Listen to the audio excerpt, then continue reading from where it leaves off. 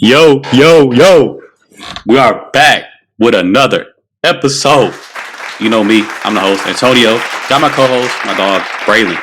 Say what's up to the people, bro. What it do? What it do? How is everybody doing after almost a month being off this show? Hope everybody's doing well. Yeah, bro, I look back at the text, bro. I think it's been like a month or some shit since we recorded, which is kind of crazy to be honest. Because both our schedules, you know what I'm saying? We've just been busy, so we've just been forgetting about it. But this is always a fun thing to do, so, we're always going to drop an episode at some point. It's never going to be insanely long, even though it feels like it's been insanely long. But, for today, we're just going to do a whole recap because we done missed pretty much all of March. March Madness, college basketball, always amazing games, always a fun time. So we're going to recap that first. So, just coming from our side of things, just make sure y'all see the fine print right here. Final Four. We got a big game tomorrow versus UNC. We'll go over our picks of the UNC and Duke game after we get done recapping March Madness, and then we got Villanova and Kansas as well.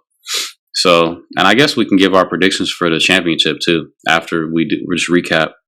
But this March would you say that this March Madness, this tournament is one of the best? Would you go that far? From like watching all the games and really sitting back and like rewatching some of them, I think that this was competitive wise. I think it was one of the best marches I've seen in a while. Just from just having teams that probably shouldn't have won, ended up winning to teams that were definitely going to be there to win. So I think it was a pretty fun March. It's definitely good to have a normal March this year with fans in the stands rather than last year with no fans and then the year before not even having March. So it was definitely fun to get back to the normal upsets and all that. So I actually love this year's March. Hell yeah.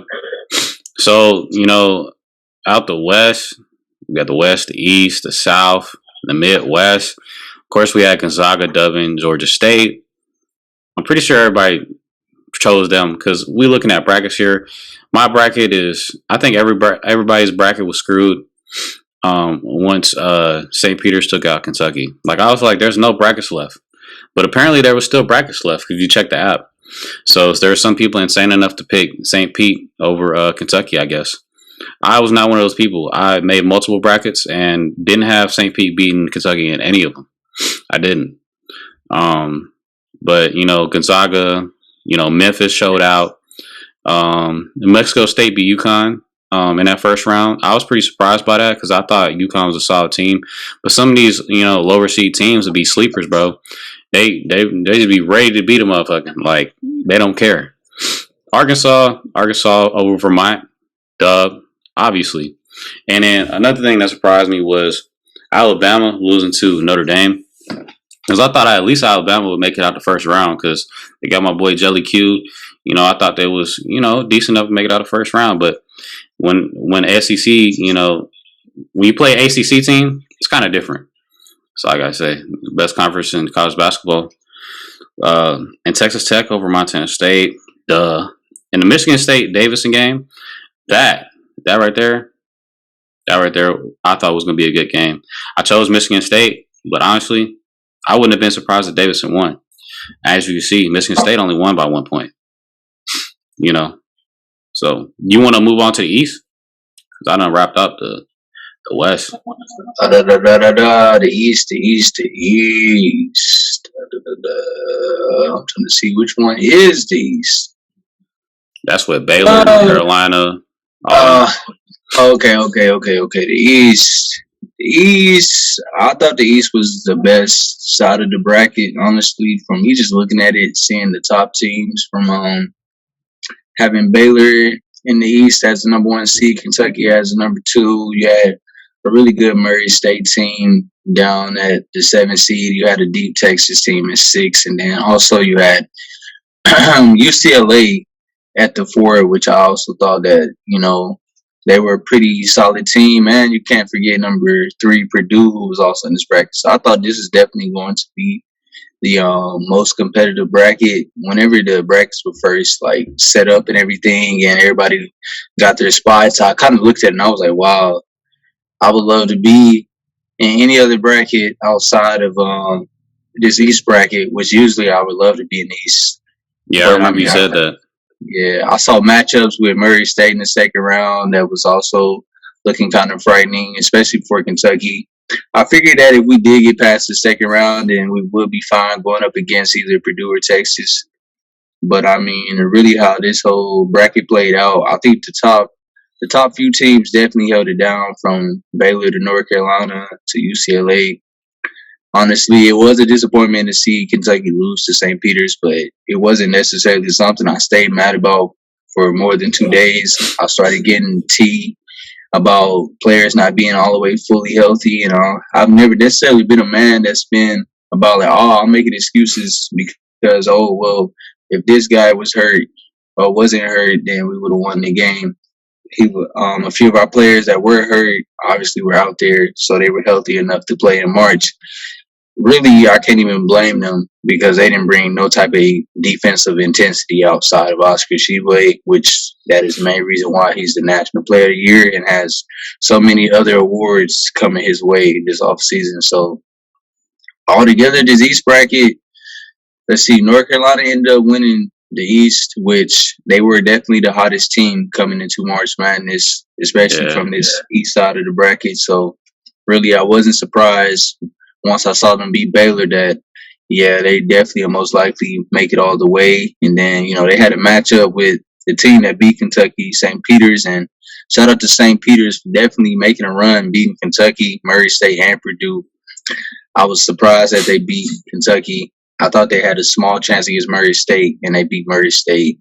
They ended up beating Purdue, which I just thought that was just over the top. I thought Purdue was going to just simply out physical them and play a better game than them, but they ended up held Ivy to 9 points, was it? Yes, held Ivy, Jaden Ivy, which is like a top 5 NBA draft pick, to just 9 points. So they definitely got the job done. So shout out to St. Peter's. Their run went pretty far. They got to Elite Eight and then took a 20-point L to North Carolina. I mean, hey, it was gonna come eventually. I thought Purdue was gonna give them that L, but it didn't happen that way. So this East side was definitely fun to watch. Yeah, I have to agree. Like you said, man, hats off to St. Pete because y'all got all the way to the Elite Eight. Nobody pictured that. I mean, y'all was playing with house money the whole way. And if you're a St. Pete fan, shout out to you because that was a great run. And the little white dude, I always forget his name, but he got some NIL deals out of it. You love to see it. But yeah, I did tune in. Like I told you, I tuned in late to the Kentucky St. Pete game because I had checked my phone when I came home and I was like, it's tied. I was like, this is weird. So I had to turn it on. And man, when it went to OT, I was like, I'm not feeling good about this. And that happened. Tragic for the Kentucky fans. But the South bracket. So we got Arizona at the number 1. See, I did make an Arizona bracket for them to win it all. I did. Safe to say that bracket is fucked. Because they beat Wright State. Duh. Seton Hall and TCU, that was kind of interesting game to me because I thought Seton Hall might put up a better fight than they actually did. But not only North Carolina was a hot team coming into the tournament, TCU was hot. Like, TCU has some hoopers. Especially that one, but I don't remember his name. Mikhail, I don't remember his name. I don't want to get his name wrong, but he's a hooper.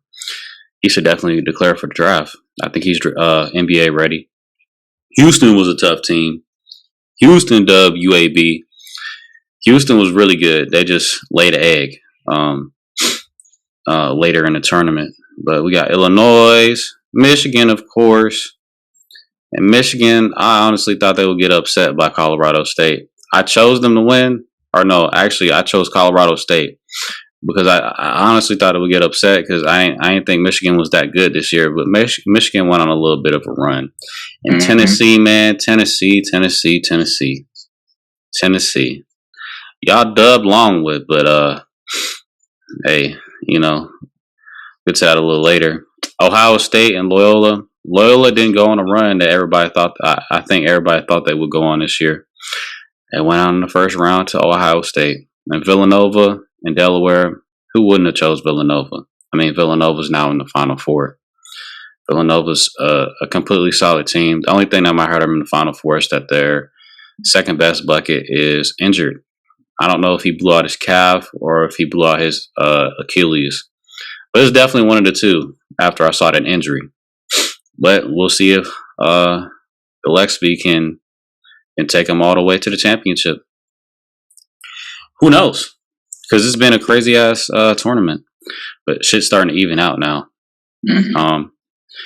Best team out of that bracket obviously is Villanova. And I mean, if you look at it, honestly, I think on paper, I think Tennessee could have won it all because I did make a bracket for them. And at first, like going throughout, the first couple rounds and stuff, my Tennessee bracket was very accurate. But they laid an egg in that second round. So I'll let you tap on that Midwest too. Go ahead with Kansas now. So let's Midwest. Really not going game by game because this Midwest was pretty dry to me. You had Kansas as the number 1 seed, Auburn as the number 2.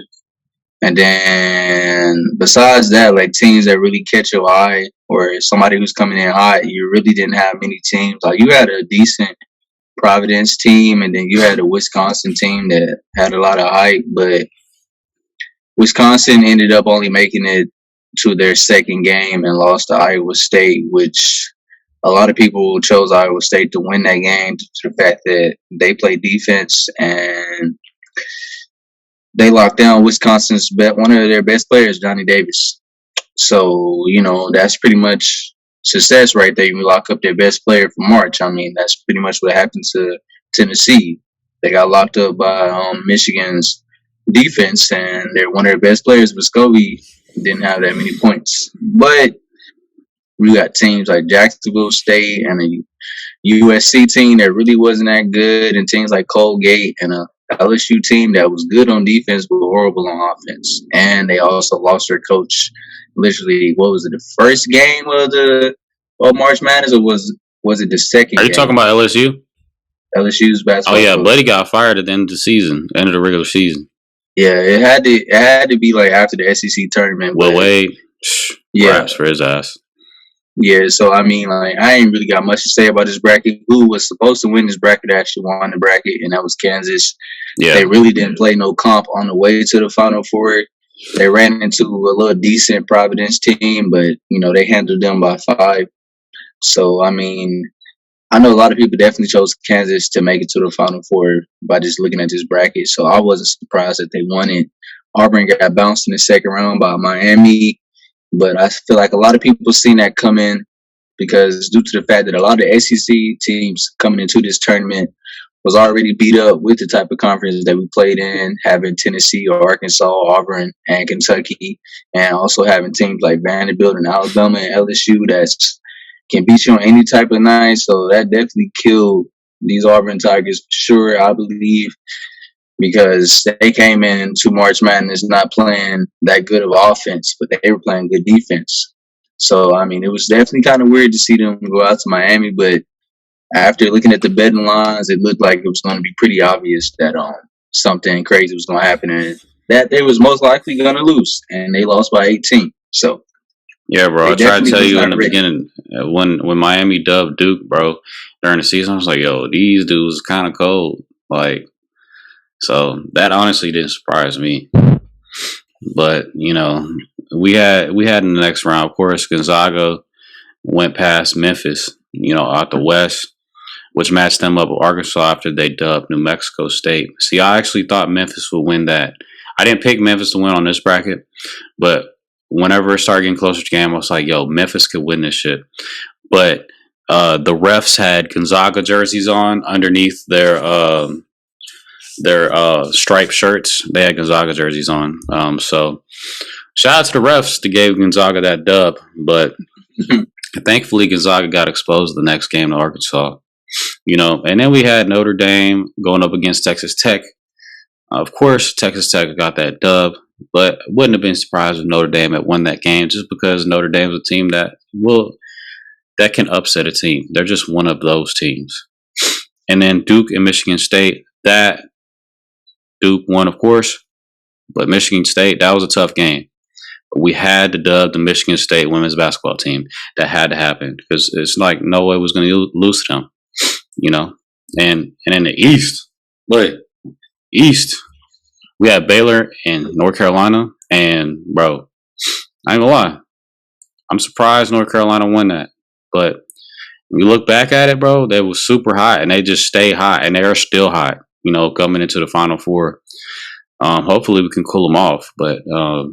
I definitely didn't have them winning that against Baylor, but hey, it is what it is. ACC and then UCLA dubbing St. Mary's. That's obvious.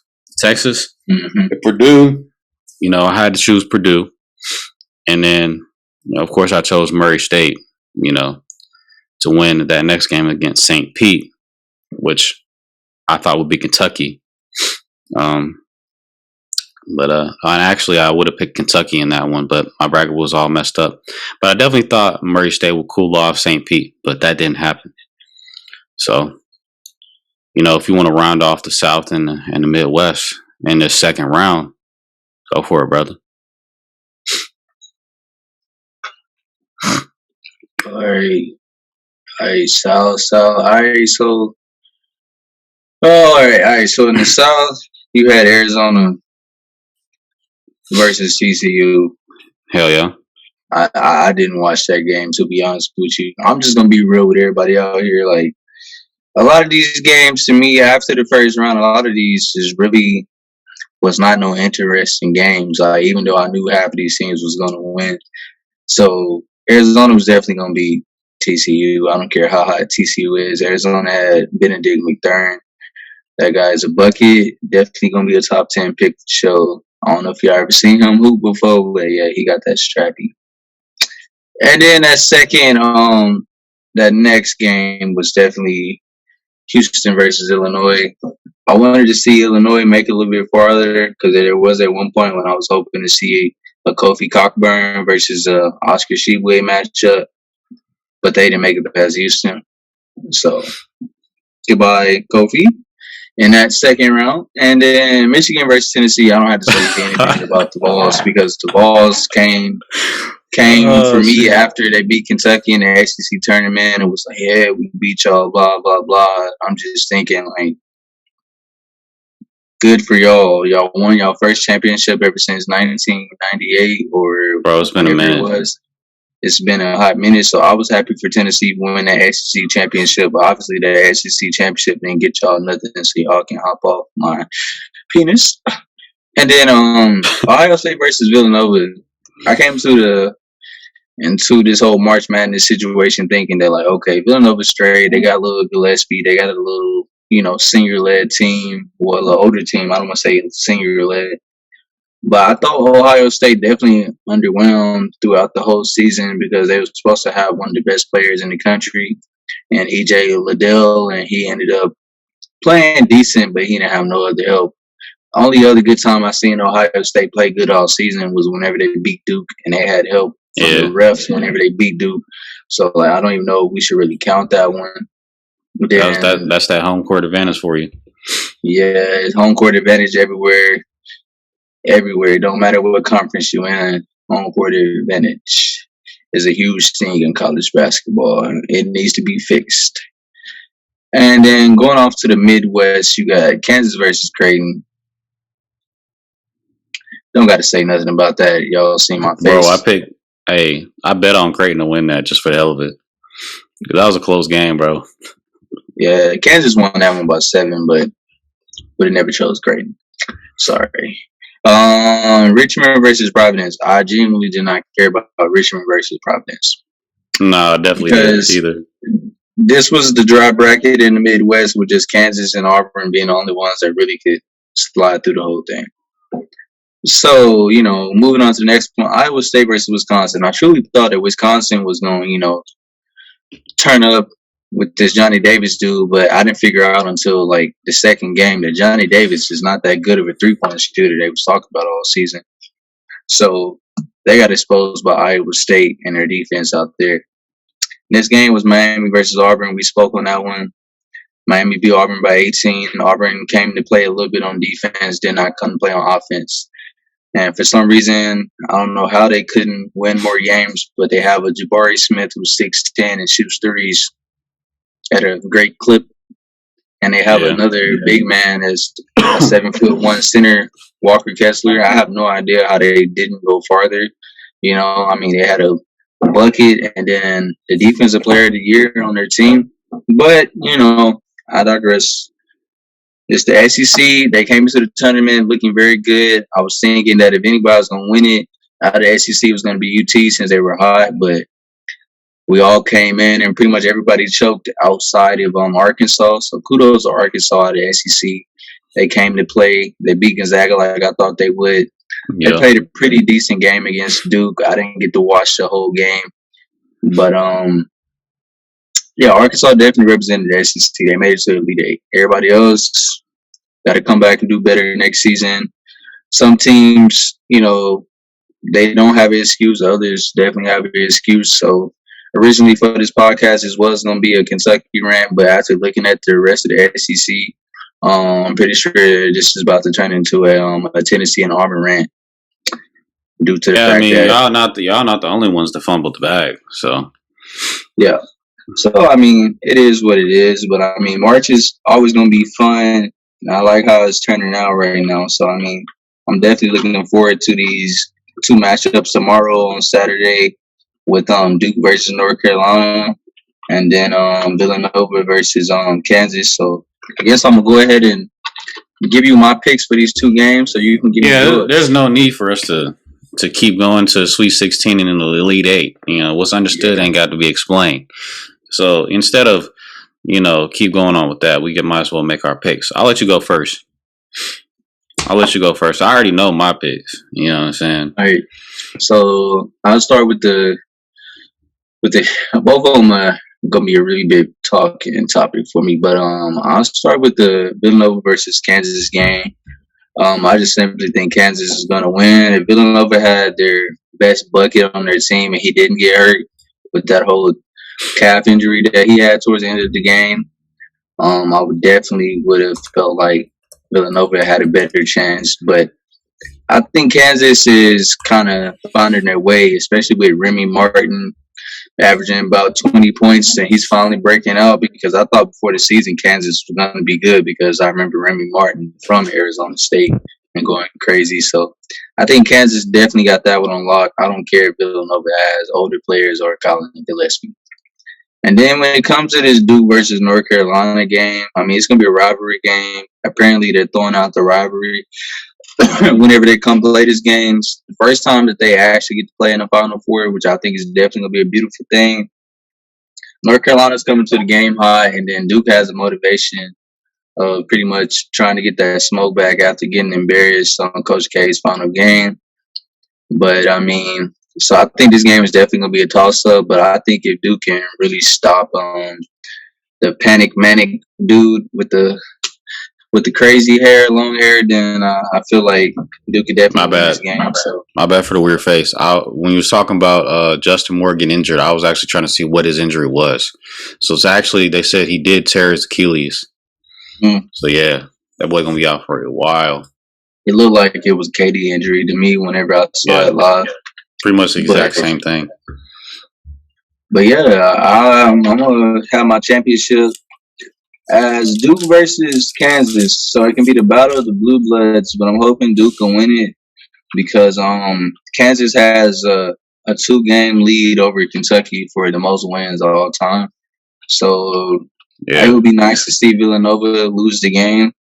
I mean, it would be nice to see Villanova win the game so Kansas can go home. And truthfully, at this point, I mean, I think the champion is coming from the Final Four on the other side with Duke versus North Carolina, because I don't see Villanova or Kansas being either one. So Duke versus Kansas shall be my championship game. All right.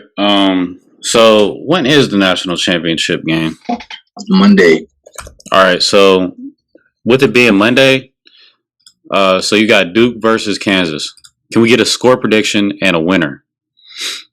I do versus Kansas. Um, Shoot, I guess I'll go ahead and go 81-79. Duke, but if I'm betting, I'm gonna go 85-84 in Kansas. So So who you got then? Who you really got? shoot, it's a toss up to me, but I'll go with Duke since they got like more meaning to the season with Coach K it being his last season. So I'm gonna go with Duke winning the game. All right. So, for me, we as in, Duke, we have North Carolina. And as you said, it was the first time we actually matched up in the Elite Eight or the Final Four, my fault. And both on the season, we're 1-1. We blew them out at their crib by like 30. I don't think anybody saw that coming, but it happened. And they came and ruined Coach K's final home game at Cameron. Mm-hmm. And it kind of reminded me of the UT Kentucky thing where they came to y'all's crib and y'all blew them out by 30, but then they beat y'all by like 10-15. It's kind of what we did to North Carolina. Or they beat us by like 10 or 15 when they came to Cameron. So it kind of reminded me of that. So this is like the third game, which is the tiebreaker. The only thing is that Tennessee won that tiebreaker against Kentucky, and I don't want that to happen here, and I don't think it's going to happen. Everybody's going to think I'm biased because I'm a Duke fan, but I'll be honest, like, even unbiased shit. Like, I really think Duke's going to win it all. I have them winning the game. I have them winning the championship. But who would I match up against? For me, I was originally going to go with Villanova because I thought they just played great together. And Kansas had too many close games, in my opinion. Like, I just feel like they just get knocked off. Sometimes they don't be looking like they want to play. Like the white boy, Brown, I think his name is. He's pretty tough. I ain't gonna lie. He's the one that I feel like always playing. Abaji, Abaji's been picking his shit up. I ain't gonna lie. But even though they got the injury, I'm just gonna go out for a leap, and I'm gonna say Villanova's still gonna win. I don't know how they go do it, but I'm gonna still take them. I'm gonna still take them as the underdog because I always like an underdog story. I'm gonna take Villanova knocking off Kansas. I'm gonna take Duke knocking off UNC. I may only get one of those right, but it is what it is. Sometimes in life you gotta take chances and shit. And that's what I'm gonna do. I'm just gonna be a contrarian in this situation. My final score prediction: I have Duke winning against Villanova or Kansas, but I don't because you said like 85 or something. What'd you say? 85 to what? I said 85-81. 85-81. See, I don't think that many points will be scored by either team. I think it'd be more like 71 to like 65, like somewhere in that range. With Duke winning, of course. So, and it'll be a great wrap to the season because it's Coach K's final year. And shout out to North Carolina though. Y'all the rivals and stuff, but first year head coach got all the way to the Final Four. Have nothing to be disappointed about. Like, they balled the hell out this season because it was a rough start, but they balled the hell out. And I hope John Shire on Duke. I hope you're taking notes, brother, because this is what we expect out of you next year. Your first year is what we expect out of you because we got the top recruiting class. You're set up for wins, bro. So I hope you hearing everything Coach K got to say. I know you always gonna have him on speed dial, just like Buddy got Roy Williams on speed dial. But man, we expecting greatness out of you, just like North Carolina is getting with their new coach. But with that being said, you want to move on to cap or facts? All right, say less. So for my first cap or facts, even though I've already kind of spoke about it already, but I kept it on here for a reason. It was cap or facts. March will be won by the SEC. Oh man. Let's see. I don't remember since we haven't filmed in a month. I wrote this a little bit before March Madness, so I guess I'll go ahead and give my answer first, and then let you pretty much give your answer because I mean, it's kind of obvious now, but I mean, we can still speak on it. So Yeah, we really, can. Because you was high really, on the I guess SEC coming into the tournament. I'm gonna flip the Capper facts, and I'm gonna go ahead and say Capper facts is the SEC overrated. Huh. So yeah, instead of saying Capper facts are they going to win March Madness, I'm gonna say Capper facts were they overrated coming into March Madness. And to give you my answer, I don't think the SEC was overrated by any means coming into March Madness. I think that they definitely who they were coming into it. We did have the number one team for the longest with Auburn, and they started to fumble the bag towards the end of the season and everything. So, and then when it comes to Tennessee, it was the hottest team. And I thought that if anybody was going to win, it was going to be UT because they beat Kentucky. They won the SEC tournament. And I'm going to be biased and say they choked worse than Kentucky. They were in a better state. But, I mean, personally, hey, it is what it is. I mean, things happen. And, I mean, Arkansas led the way for a while and went all the way to the Elite Eight, but they ended up losing. So I'm gonna say that it's cap that they were overrated. They just underperformed when it meant the most. Yeah. I actually that's exactly what I was going to say. Like you just like read my mind, I guess. Because I don't think they're overrated. Because I mean, all the teams that were seated high and things like that out of SEC, they all were balling out during the season. So those all, if anybody had thought Tennessee or Auburn or Kentucky for that matter, if anybody had them winning it all in any brackets and they really thought that that was a potential thing to happen, I could see why. Tennessee was probably the team that I think was most likely to win. I didn't see Arkansas going as far as they did. Even though they had JD Note, which some people think is the best player in college, it's not a fact, but because I have seen people say that, but Arkansas held it down for the SEC. Everybody else pretty much fumbled the bag, but like you said, I think they were rated correctly. They just underperformed when it really mattered the most. I think that's a perfect way to put it because it was high expectations for all the fans and things of that nature, but at the end of the day, it's March and anything can happen. Anything can happen in the tournament, as we saw this year. So you want to go on with your next one? Or you want me to go with mine, and then you go next? I'll go ahead and give you my second one since it's right here, so we can go ahead and flip the subject. For my second one, Capper Facts. Was the Vaughn album better than the Baby and Young Boy album? See, this puts me in a bit of a hard place because I've not listened to the Vaughn album, and I listened to a little bit of the Baby and the Young Boy album. Which there's a reason why I'm gonna let y'all know now. The Baby is my capper of the day. The album was pretty fucking mid. Dare I say trash. So I have no doubt about the Vaughn album being better because there's no way it's worse than that. Because I mean, there was a few good songs on the Baby and Young Boy album, but even they even talked about it. He said, "Bro, we put that shit together in like 2 days, and we already made a couple million off of it." Like you're sitting here saying that you're admitting to making this mid-ass album, and it's crazy. So I'm gonna go with the Vaughn album was better. But you know what's better than both of them?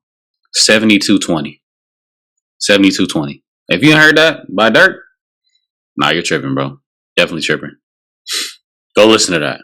Go bless your ears, because that's like top albums this year. He didn't miss on none of them songs.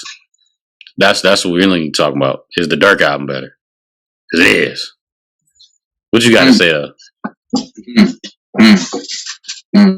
Well, I mean, obviously, to me, I listened to the Vaughn album, and I also listened to the Young Boy and the Baby album, and I did listen to the Dirk album. The Dirk album So, is definitely better than both. well, let me say this though. Since I didn't listen to the Vaughn album, listened to a little bit of the Baby and yada yada. I obviously heard Dirk album. What you think about it, for real? Since you actually listened to the Vaughn album. I mean, I think the Vaughn album was similar to the Juice World album. A lot of people complain about Juice World, like his postpartum album. Well, not postpartum. I don't say postpartum. Thinking about pregnancy and stuff. But but like what is it? Posthumous album. Whenever after they die or whatever. I ain't gonna lie to you. I have no idea. It's one of them. Is it? It's definitely not postpartum, but definitely I felt like that his album could have been better if Vaughn was alive. Then I feel like his album would have been more of him. But it seemed like they dropped a bunch of songs that, like, you know, I guess you could say the people from his area wanted. So I thought the album out of 10 was definitely like, for me, listening to his other albums, I think it was maybe like a little 6 or 7 out of 10. But I mean, it was way better than that two that the Baby and Young Boy dropped, because I ain't gonna lie to you, carried. Young Boy carried, and like I'm not like a huge Young Boy fan. Like I like Young Boy, but he carried the Baby. But I mean, we would have known that. Like last song that really got me bopping my head that we got from the Baby, honestly, was Rockstar. And I really think Roddy Ricch really made that really go over the top. Really did. So you really did. I have to agree there. And I like the Baby. The Baby's from North Carolina. I'm from North Carolina, so I support him. But bro, come on now, like, be creative, bro. Do something. I don't know why they named the album "We Better Than You" or whatever they named it, because it really wasn't better than Vaughn's. And Vaughn's in the grade probably laughing like, these boys really thought they was gonna outsell me. And I mean, he got Young Boy. Like he made quite a few songs with Young Boy. And you would think like, yeah, Young Boy's gonna do numbers, but like, yeah, Young Boy carried on the album, but it wasn't like Young Boy's best project either. You could tell kind of that they kind of put it together. I think it came out that they filmed within like a week or something like that. So you can kind of tell that it was some short amount of time. Like he was even bragging about it. The Baby was. Yeah, so I mean, obviously we're gonna get more into that on the capper of the day, but I guess the Baby, actually I'm gonna hold that statement. I'm gonna hold it in for the capper of the day because I got something else to say about him, but I'm gonna go ahead and say it's definitely facts that Vaughn album was better. All right, so we agree on that too, but we really agree that 72-20 is better than both of them. I ain't gonna lie, because Dirk ain't miss. So let me get to my capper facts. Capsule or factual. We getting into a little bit of reality here. Something that all of us deal with every day, unless you got a Tesla, of course. Shout out to the Tesla owners, and if you got any other electric cars. But gas prices have been soaring. Everybody's seen it. I know y'all seen, and this is gonna exclude California. Y'all do what y'all do over in California. Y'all be on some weird shit. Over in LA and all that, y'all do what y'all do. This is excluding them, because this already hit this amount. Well, it's more than this amount over there. But I'm talking about for us normal folks. Us folks that over here that live in reality. Will gas hit $7 by the end of the year? Capsule or factual? Cap. Because they're already going down. I hope. Yeah, I think it's cap because they're already going down. Like, now I'm just being honest with you. Years down the road, when we old and got gray hairs, it might get 7. But I mean, we're gonna be making plenty of money to go ahead and pay that 7 or have the Teslas, or walk or ride the bike, something like that. Ride the bike. Skateboard, hoverboard, something like. Yeah, I mean, I don't think listen. I think. Well, when I made this when I had this Capper Facts, that's when the gas prices really started spiking. Like, so it's kind of old, but I feel like it's still relevant because they're still high, but they are coming out a little bit. But that's because that's really because Biden's trying to tap into the strategic oil reserve that we have for war, which is fucking stupid. He's trying to, like, I think it's like 120 billion barrels, 20 million barrels of oil per day, or in total that he wants to take out, and it's going to be like a million a day, which that's a strategic oil reserve that holds like 720 million barrels of oil, which is supposed to be strategic in case like a disaster happens or if we go to war or anything like that.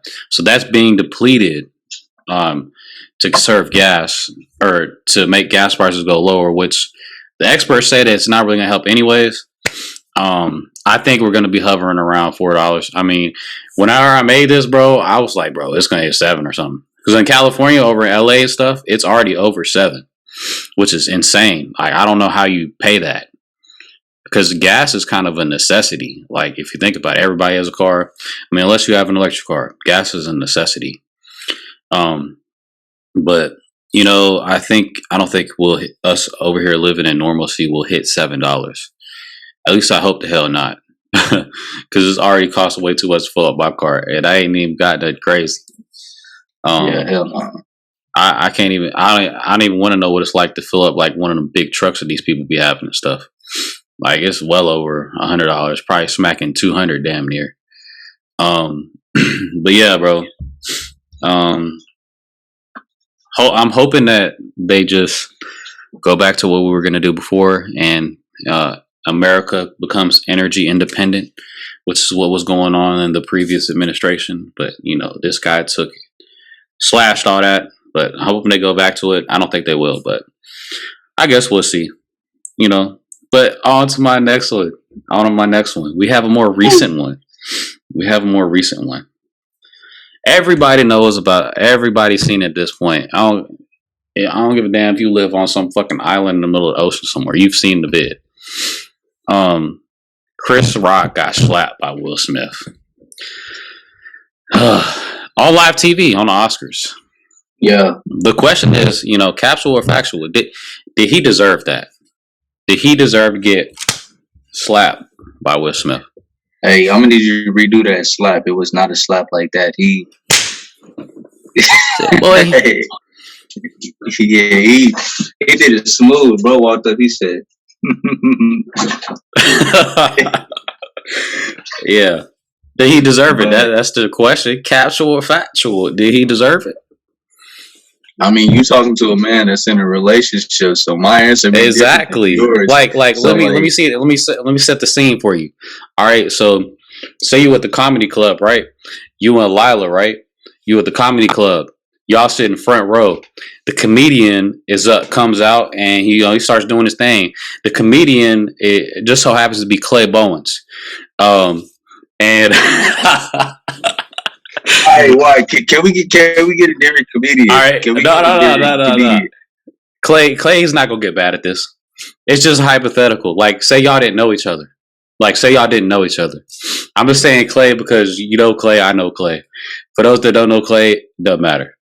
So Clay Bowens is the comedian. Y'all don't know each other, but you with your girl, and say she has the hair loss thing that Jada Pinkett has. Say she has that, and Clay cracks a joke at her like Chris Rock did. What we doing? You know, this man is definitely this man definitely poking the bear, but like, I'll be honest, like he could have said anybody. He could have said like, I don't know who you could have said, but Clay could have said Dro. Like I would have rather you said Dro. Like, you know, we could have gave that man a shout out, but he said Clay, so we're gonna talk about Clark. So I mean, honestly. Honestly, like, if I walk to the comedy club and just so happen a man with no beard, with the same hair as me, but a little bit longer, is in there talking smack, being a comedian, first of all, I don't want to necessarily keep the example of it being a comedy show because it was the Oscars and they always put a comedian on there and everything. So it's like they're gonna roast somebody. So I feel like a lot of people should come to that event ready to get roasted, especially if you're somebody like Will Smith that's been through it these past few years. From him not even really doing much, just him wife exposing them. So Yeah. I mean, coming to a situation, somebody said something like that too, like my woman talking about her hair loss, which that's a very touchy subject for a woman because women love their hair, and I mean, Yes, my woman has very long hair that's all the way down to her butt, so I understand Jada's pain, even though she doesn't have those long locks like mine. But a man said something like that to my woman. Women get sensitive. I don't want to say I'm gonna walk up on stage and slap Clark, but I mean, this is kind of how I thought with the whole Will Smith thing. Like, I mean, with him walking on stage, I think that was a little bit kind of like a little bit too much. I understand you mad. Honestly, in that situation, I may have yelled what he yelled, but I don't think I would have walked on the stage with a smile and smacked the taste out of his mouth. Like I could tell that it slapped Chris into a whole new mindset. Like Chris clenched his fist and then thought about it. Like, no, we're two black men on national TV. We get to toss some hands on here. We might not be it's able not to a good come look. back. It's not a good look. We might not be able to come back. We won't see Kevin Hart, Chris Rock, Dave Chappelle, nobody on there, hosting. Nah, I think they let Kev Hart on there. He's the one a few Might years be the ago only that's supposed one. to host. Was he not supposed to host some award show and then he got caught up in some type of scandal and everything? I think he said something about the LGBTQ community and Oh, the Alphabet Mafia? Yeah, he might have said something about them. I don't know. Them people sensitive. Yeah, my bad. Y'all sensitive as hell. My bad. Don't say that. We on the tube. Yeah, But we no, on too. I ain't gonna lie to you, bro. I think it's facts. I think Chris Rock deserved to smack, but I don't think he deserved to smack right then and there. I think he should have got the fade in the back room, in the green room, or whatever, or outside, or at the strip club or something. Like he should have ran bro his fade at the car rather than running it on live TV. Because I told you right after it happened, I thought it was fake. Because I was like, wait, hold up, because it got quiet after. But then we got like side videos of what Will said, what Chris said after that. He's saying that Will Smith smacked the shit out of him, which he did, Chris. Yeah. He really did. And I'm gonna be honest, you deserved it, but you didn't deserve it in that moment. That's one of them little discreet slaps that you do, and then maybe the paparazzi catch it later on that night. But I mean, that's just me. You may have held back. You may have let him disrespect your woman. So I'm gonna flip it back on you. Shit. I will flip it back on you. Since you want to talk about Clark, then let's see. I don't know anybody that you. I know you know me better than that. I have nothing better than that. I know because I was like, Clay already wants to pillow fight me. So I mean, yeah, I'm gonna let y'all do that on y'all's own time. I ain't for the pillow fight, no man. I don't care if it's illegal. Nah, that's weird. But he gonna be giggling, boy. But man, so you going with Cap? He didn't deserve it. No, he did. But not in the moment. But not in that moment. Yeah, so I guess it's kind of like in the middle, but no, he deserved that. He deserved that smack, bro. I mean, you go get your wife. I mean, I didn't say in the moment on the question, so I guess you could say that. So he deserved it. Okay. Man, so like you, I thought it was fake. Because, first of all, I didn't even watch that damn Oscars or any of them award shows. I don't watch those things. That's just, they're lame. I ain't gonna lie to you. If you watch them shows, kudos to you. Kudos to you. Say goodbye. But basically, I saw that because I think my homie sent it to me. And I watched it. And then I was like, yo, this shit was fake. What the hell? but it was like something that I thought that they was just because the ratings are in the trash. They're in the trash. Nobody watches that shit. Yeah. So I was thinking, they just pulled this off to get ratings. Obviously, if they did, it worked because you gotta think about it. Because what I was thinking is like you got Will Smith, you got Chris Rock. They're both no acting. Will Smith's one of the best actors. He won the award for the best actor that night. They could have easily pulled that off. But, I saw a clip also of like Denzel and somebody else trying to calm Will Smith down like during the commercial break and things like that. So I was like, yo. And after the statement Will had out and he had his apology where he was crying when he got the award and all that. So I was like, okay, maybe this is actually real. It's real. So, but did Chris Rock deserve the slap? For me, how I would have handled it, I don't know if I don't think I would have went up on stage and slapped him. That's something I would have handled in the back room because I know I'm going to see him anyways. If I was really that mad about it, but I mean, listen, Will Smith. Listen, if y'all go back and watch the clip, Will laughed at the joke, but he looked over at Jada, and Jada was rolling her eyes. And Jada said, "Will, really? You're laughing? I have. She got him going, and that's what led to him doing that." And keep your name out my wife. Keep my wife's name out your mouth. So my question to Will Smith is: would you have done the same thing if that was August Alsina? You fucked up for that, huh? Are you doing the same thing, brother? I don't know. You know what I'm saying? Bro, baby, because, bro, I was like, hey, everybody been pulling that August card, bro. It's not August 2022 yet. We'll talk about it when we get to August. No, listen, bro. He probably already slapped August. When the last time you seen August make a song? I have no idea, but exactly. I don't think he's slapping August like that. I think August is pulling out the Glock, and this is gonna be rash for Will Smith. But that's all I gotta say. You letting a joke become between your relationship, but August was cool. Your girl's obsessed with Tupac, and you were the second option. Like, bro, come on. Like, I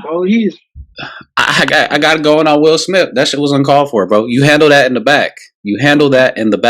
Bro, because you let your lady embarrass you on I would say national TV, but it was really her little talk show thing. Like, she just embarrassed the dude.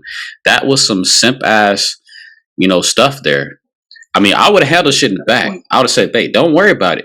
We handling this. This ain't the time though." Because, we got to collect the millions and we got to be back at things like this. So I'm going to handle this man in the back and then let the blogs and all that have the rumors. I'll just be denying the shit. I don't know what you're talking about, bro.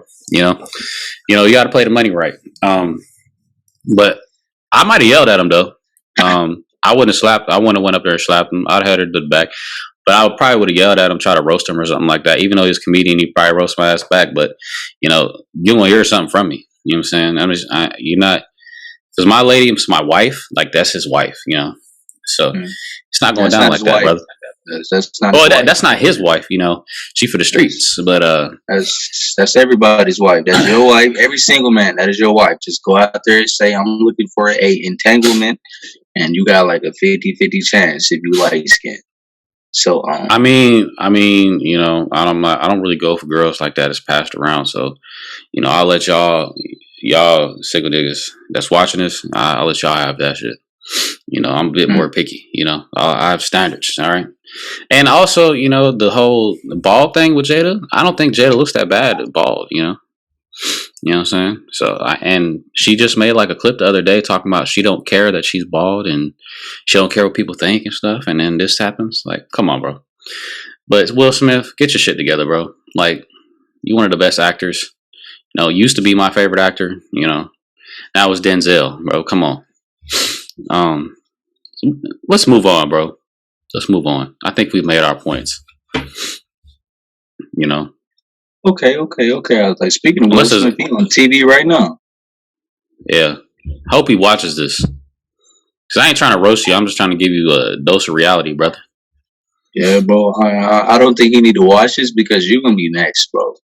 Nah, bro. Nah, pull up, Will. Getting sued? Fuck. I mean, I'm just saying. I mean, you won't get smacked by Will. I mean, I don't Nah, know if you're if a gonna man get a smacks me, PED. like just walks up and smacks me like that, we're running the fade. Like no bullshit. Like we're running the fade. Like that's just super disrespectful. Shout out to Chris Rock though for not like reacting. Like he had a weird reaction in my opinion, but he kept it professional, which is pretty hard to do. The sad thing about that is he didn't even write that joke. The writers for the show, the Oscars, they wrote that. That's what I heard. He was a different scenery away from go ahead and tussling with Will or chasing him down when he walking away. So I'm glad they did it at the Oscars, not anywhere else. And Chris didn't press charges because the cops was apparently they were ready to arrest Will Smith too, but he didn't press no charges. Man, I'm just hoping that I'm not in no show and nobody try to roast my wife. I'm gonna laugh it off, but he getting the fade in the back. We're gonna have to talk. Exactly. Handle it in the back. You know, nobody got to know about this. We gonna know about it though. You know, and if they got cameras, you know, people on their phones and shit, hey, TMZ, you're gonna get the footage. So you getting your ass whooped. Simple. But let's move on to the NBA, man. The NBA has been an interesting season. It really has. I haven't been watching a lot of it. I'm not gonna lie to you. You know, the Lakers are trash. Lakers are out of the playoffs if the season ends today. You know, other teams that are still trash are the usuals. You know, the Pistons of the world, the Rockets, things of that nature. But teams that are doing quite well are teams like the Grizzlies. Grizzlies are going insane. You know, you got your usuals, your Bucks, you got trades that happen and everything like that. But basically, what we're going to do is we're kind of going to preview the playoffs. You know, I think that we'll talk about who do we think at the current moment will make it the farthest and who has the best chance to win it all. We can even probably do some early predictions of, you know, finals, but we'll revisit it anyways. So go ahead and talk your talk, brother. You know, I don't want to necessarily give my take by take of every team. Nah, but just the notable ones. I'm just gonna take two from because I'm looking at contenders. I'm not looking at who gonna lose in the first round or who gonna win his first matchup because looking at both of the standings of both leagues, you kind of know that like it's kind of up in the air outside of the top teams of like the Suns and I would say the Bucks, and I would also say like teams like the Heat and another team out of the West. I would say the West is Grizzlies. The West is crazy. I don't know. I just really don't know about the Grizzlies. I know the Grizzlies are great in the off season, but are the Grizzlies really that good? Yeah, because postseason is different. They definitely try hard. Everybody goes try hard mode. And question to the Grizzlies, if y'all watch this, why the hell couldn't y'all be that good whenever we went to Memphis to see y'all? Pretty sure I had the same damn team. I just added Steven Adams. Question. That is a pretty big question. I mean, we watched them at a weird time. We watched them towards playoff time whenever we saw them play, and like it's supposed to be a bigger game. If Zion and Brandon Ingram were healthy, it was going to be a great game. Ended up not being that way since Zion got hurt and Ingram was hurt. But looking at my teams out the East that I think are definitely going to run it is the Bucks. Bucks is my first team. I just feel like the Bucks. I mean, I watched them last night beat the Nets, even though it was a close game. I think that they got a Drew Holiday that's going to lock down your best player, perimeter player at least. Giannis is by far looking like the defensive player of the year, or at least in the top two. And I mean, he's going to give you about 30 a night. And the man's shooting threes and making more free throws. So, I mean, they're just kind of looking unstoppable, even though, they weren't playing that good during the season. So, I think the Bucks definitely got one of the highest chances to come out the East.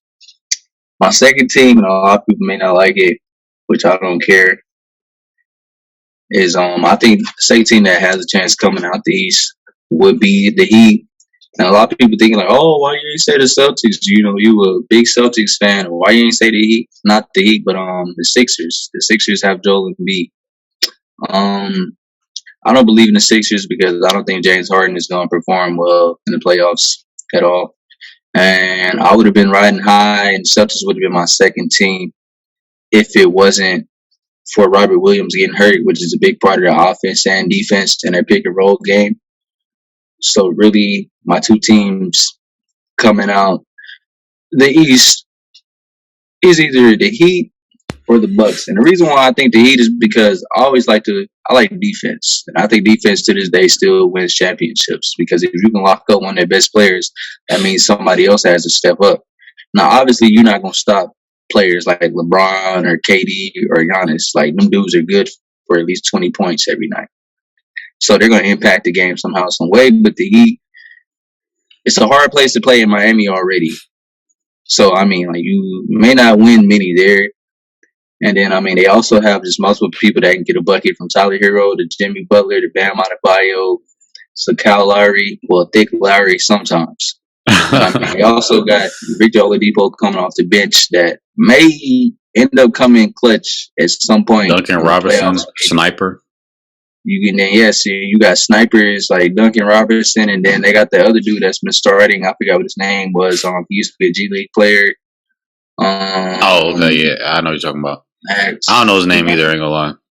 I thought his name may be Max something, but pretty much everybody, if you've seen the Heat play, you know who that guy is. He got the strap just like Duncan Robinson, but I think he's better on defense than Duncan. So he definitely have a squad that can definitely contend against the Bucks. Because really, looking at the East, I can see the Bucks and the Heat beating everybody. Unless Brooklyn suddenly gets healthy and Blake Griffin becomes good again and Drummond goes to Joel Embiid level, I mean, maybe Brooklyn, but I mean, I watched KD almost carry him last year, but I think they're a little bit above 500 with Kyrie playing. So I don't know how that's going to translate, even though Kyrie is my favorite player and we speak on it all the time of him being the most skilled player of all time.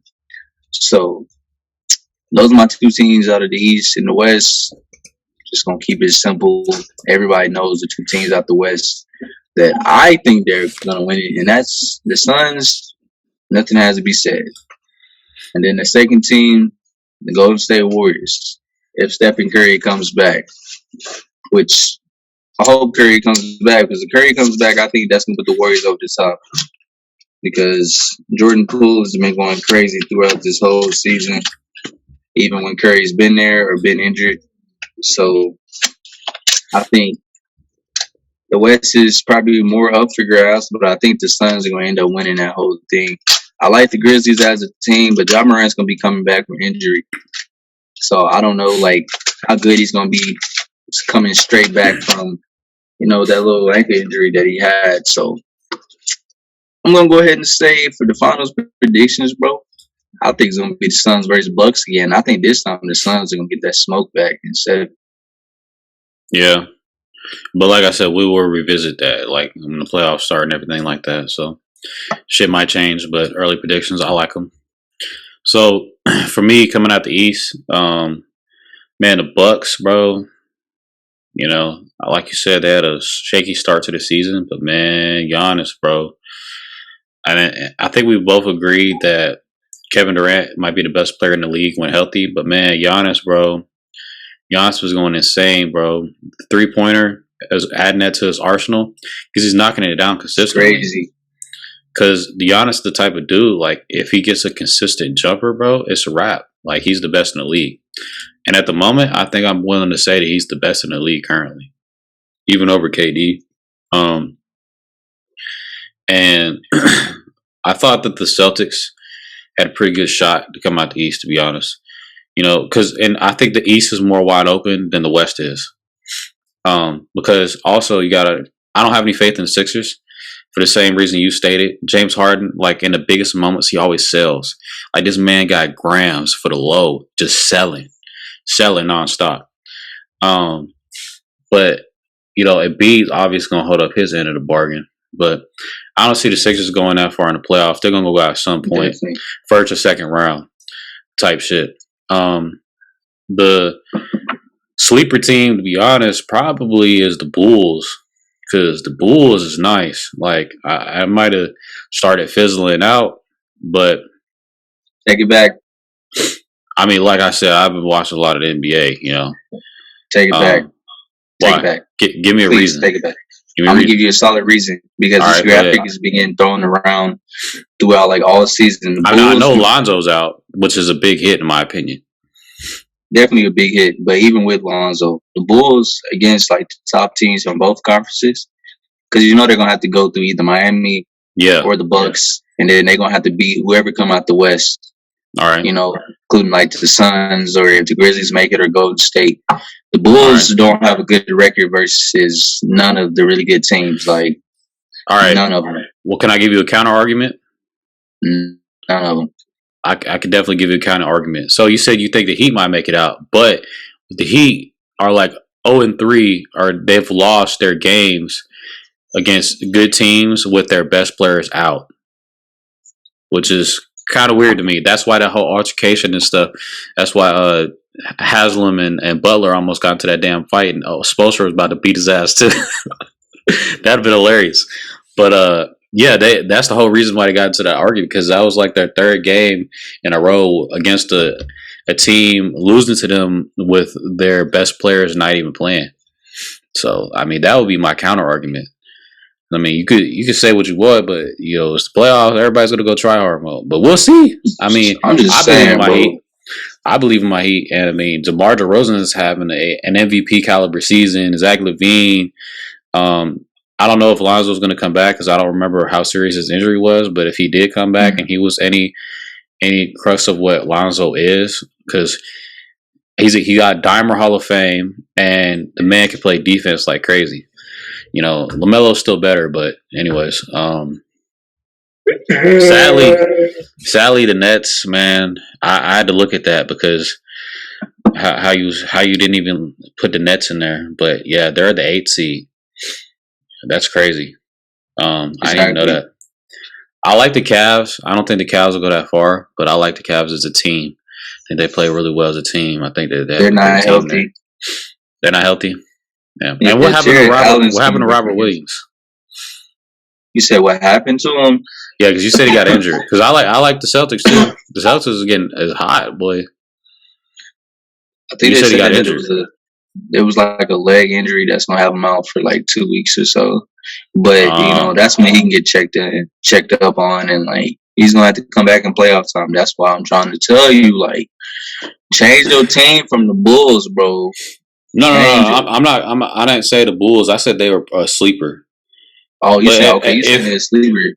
They were a sleeper. But if you want to, like, I wouldn't rate the Celtics as a sleeper, because they're a 3rd seed, and I just think they're good. So I wouldn't be nothing would shock me there.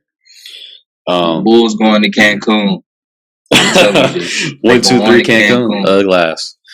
But yeah, I definitely think the East is more wide open. But if I had to put bread on it today of going to the finals, bro, I'd say the Heat or the Bucks, because the Heat have added some players, and they play so well as a team, regardless of what that video where they almost got into a fight says. And the Bucks too, man. The Bucks have the best player in the league, and they do well as a unit. I'd have to agree with you on that. I don't see any other. I mean, unless I can pick Nets as a sleeper, just because I believe in Kyrie and KD as that combo. But they're gonna definitely have to pick up a hot streak here to really gain some momentum going into that first round of playoffs and stuff. Because if they stay at that 8th seed, they're gonna play the Heat, and that's not gonna be a favorable matchup, to be honest. But as far as the West, bro, I think the West is definitely. Let me look at these standings. I think the West is more tight knit, and I think I could say more predictable than the East. Because we got Grizzlies going crazy, but the thing about the Grizzlies is we haven't seen them, succeed in the postseason. Like, not at all. They just get bounced out the first round. I mean, they could take advantage of this high streak they're on, gain some momentum going into the postseason, but they'll definitely have better, home court advantage and things of that nature. But that's just something we're going to have to see. So the Suns, I think, are probably going to be my favorite to come out the West. If not, because I was saying at the beginning of the season, before saying even season even started, that I thought the Warriors would win it all. But ultimately, I think it would come down to either the Suns or the Warriors. See, the Mavs are at number 3. That's interesting. Luka. I wouldn't mind seeing that happen either, because Luka is cold. He's a future MVP, probably multiple MVPs, to be honest. Because he's still super young. But it's true. He's gonna be fighting Giannis for the MVPs. That's true, but he's gonna have a year where everybody's just gonna be used to Giannis going crazy. Because I mean, you could say LeBron would have been dominating MVPs and Jordan as well, but there's still people that got MVPs over him. When you can easily argue that they should have had it every year. So I think Luka will get some MVPs, things of that nature. Maybe he'll win the Mavs a ring like Nowitzki did. The Jazz, don't have any faith in the Jazz. The Nuggets have a championship team on paper. When Jamal Murray comes back, probably the Nets would be more of a threat next season. Timberwolves are 7. It'd be nice to see them finally in the playoffs. They ain't gonna do shit. The Clippers at 8. The Clippers are dog water as well. Don't know where Kawhi is. You have any update on Kawhi? Is the man still injured? Yeah, Kawhi is still injured. They do have Paul George back. Bro, this man Kawhi, man, I swear he just gets an injury and he sits back and chills and just gets paid. No offense if your injury is serious, but I don't know, bro. Like, bro, you just be sitting back collecting a check, not doing shit. But hey, it is what it is. And I think everybody's biggest surprise is the fact that the Lakers are out of the playoffs at this point. If the season ended today, 11 seed, Brian got an ankle injury, AD injured, always damaged. They play tonight. Is LeBron and AD gonna play? AD is gonna play because he's like on the betting sites and everything. And I think so LeBron's still with the ankle. Yeah, he's probable, but he needs to play because they're not getting. I mean, the best they're gonna do at this point is to get into the play-in game.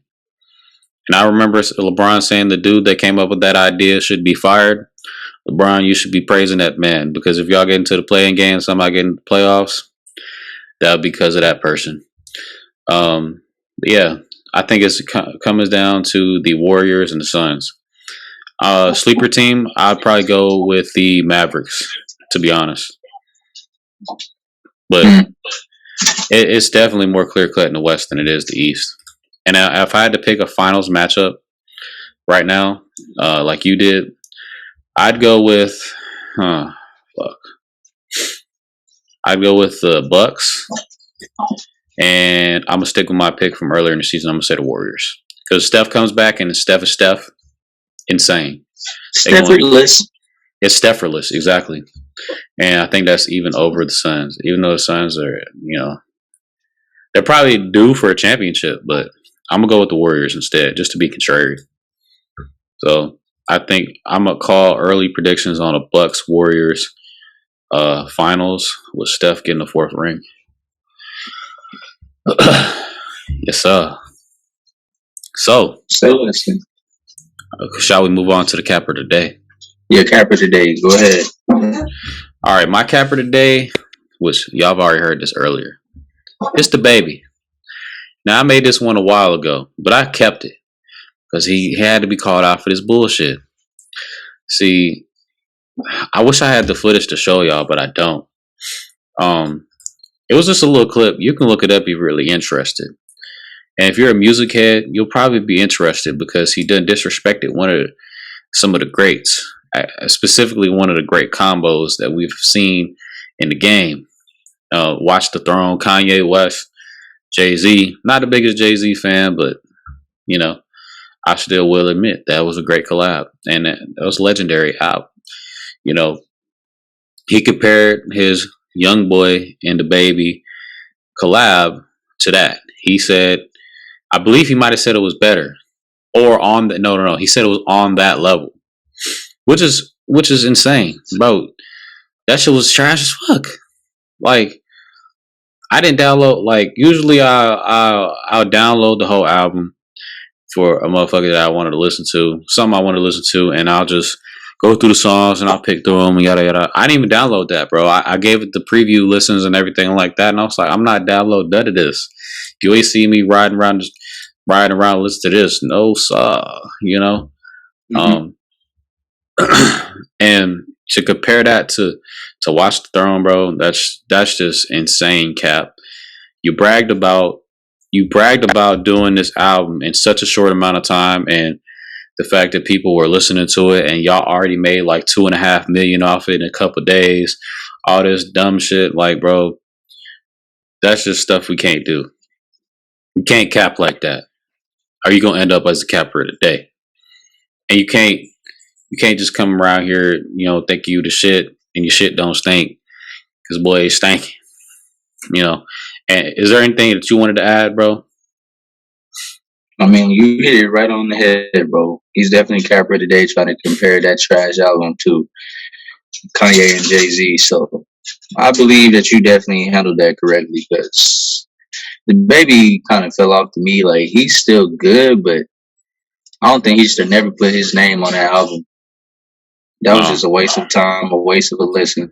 And now he has unnecessary beef with other artists in the industry for no reason. Because apparently nobody fucks with YoungBoy. I'm a YoungBoy fan, and all the little rap beefs y'all got going and shit. That shit is weird to me. I think y'all too damn grown and getting too much damn money to be rap beefing. But if it's worth it to y'all, do your thing. Me as a fan of both sides of the music, leave me out of it. If I pull up on Dirt, Miami or something, and I'm listening to YoungBoy, Dirk, don't get mad at me, boy. I don't want to give you the beats for no reason. And vice versa with YoungBoy. I pull up on YoungBoy in Miami, bro. If I'm listening to Dirk, don't be mad. You know what I'm saying? Just appreciate the greatness. But yeah, stop with all the goofy ass violence and beefing and shit, and just get money, bro. It's stupid. It's senseless. You know what I'm saying? That's all I gotta say. Capping ass the baby, still fuck with you, bro, but you had to be capper today, bro. So with that being said, I think we can wrap up the show, bro. Yes, sir. Yes, sir. It was definitely a good show. It was one of the longest ones of all time, but it had to be since it's been a whole month. But was it that long, bro? I don't even know how long it's been. It's been a month. You can check the YouTube. It's probably like an hour. Oh, it's over an hour, gotta be. But here's what it is. We haven't been on here in a while. We're gonna try to get these episodes coming more consistently and stuff. But again, we appreciate y'all for listening. Don't forget to like, don't forget to comment, don't forget to subscribe, and definitely share this motherfucker. And we are out. Yes, sir. It really has been a